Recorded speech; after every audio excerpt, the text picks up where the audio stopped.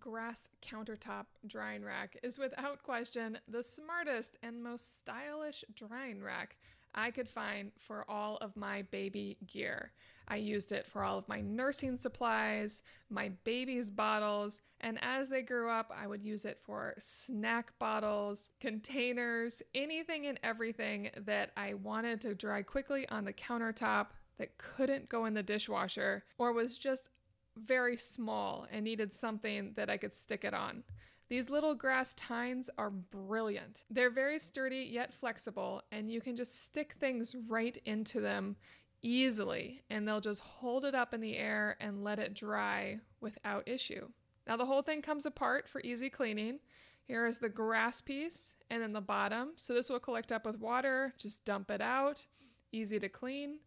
It has little feet on the bottom, so it is raised above your surface to keep your surfaces clean, easy to move around, and simple to put back together. Of course, it is made with high quality, kid-safe plastics, so you don't have to worry about that piece, and it holds everything upright, super easy to clean, an excellent drying rack for your home.